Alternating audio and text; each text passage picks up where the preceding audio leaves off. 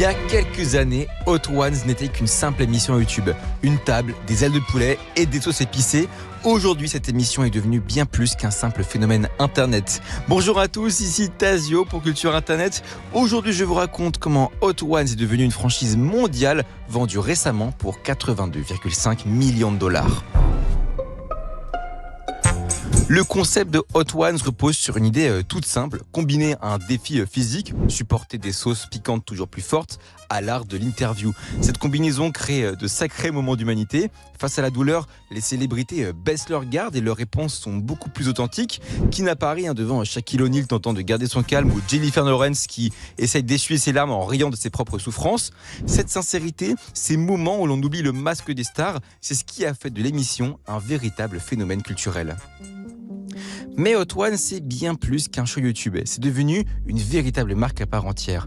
Aux États-Unis, elle s'est diversifiée avec des sauces piquantes vendues dans les supermarchés et même un jeu de société nommé Truth or Dab. En France, le concept a été acheté par Studio Bagel et adapté avec Ken Kojandi. Preuve que l'idée a su traverser les frontières. Et plus récemment, McDonald's France a collaboré avec Hot Ones pour lancer un menu nuggets spécial inspiré de leur fameuse sauce. C'est le signe d'une chose, une simple idée née sur YouTube peut devenir un mastodonte culturel et commercial.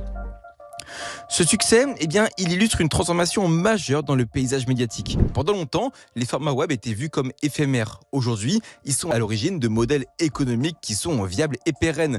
La vente de First We Feast, du coup, la société qui est derrière Hot Ones, marque une nouvelle étape. Sean Evans, le présentateur historique, est désormais à la fois créateur, animateur et investisseur. Ce n'est pas juste un contenu internet, c'est une propriété intellectuelle, un produit à part entière capable d'attirer certes des millions de spectateurs, mais aussi des investisseurs et des marques prêtes à collaborer.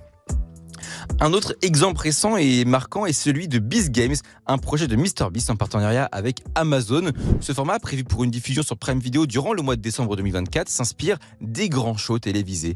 Épreuves physiques, mentales et sociales, avec 1000 participants qui s'affrontent pour un prix de 5 millions de dollars. Pour les besoins du show, une petite ville a même été construite avec un investissement de 14 millions de dollars. Ce projet, il illustre parfaitement comment les créateurs de contenu transforment leurs idées en produits médiatiques de grande envergure. Et c'est là qu'une comparaison avec la télévision traditionnelle s'impose. Les formats nés sur Internet adoptent de plus en plus les modèles économiques des grands programmes télévisés. À la télévision, des émissions comme The Voice, MasterChef ou Koh-Lanta se vendent sous forme de licence. Cela permet des adaptations locales partout dans le monde. Ces créations deviennent de véritables marques avec un grand potentiel de déclinaison, qu'il s'agisse de produits dérivés, de partenariats globaux ou même de contenus exclusifs. Hot Ones adopte aujourd'hui clairement cette stratégie alors qu'il s'agit d'un format à pur produit d'Internet. À cette échelle, c'est une grande première. Mais cette industrialisation des contenus pose une question essentielle. Comment préserver l'authenticité, l'ADN Internet. Ce lien si particulier entre un créateur et son audience, cette spontanéité qui fait tout le charme des formats web, peut-elle survivre à une expansion mondiale de la sorte ? Il s'agit là de conserver ce qui fait le sel de contenus qui viennent d'Internet, et pourtant, cette évolution ouvre d'énormes perspectives. On peut imaginer un futur où les créateurs deviendront des producteurs et diffuseurs capables de créer des formats exportables dans le monde entier. À terme, cela pourrait même redéfinir les codes de la télévision. Après tout, qu'est-ce qui différencie aujourd'hui Hot Ones du grande émission à succès diffusée aux heures de grande écoute? Rien, sinon qu'elle est née sur YouTube.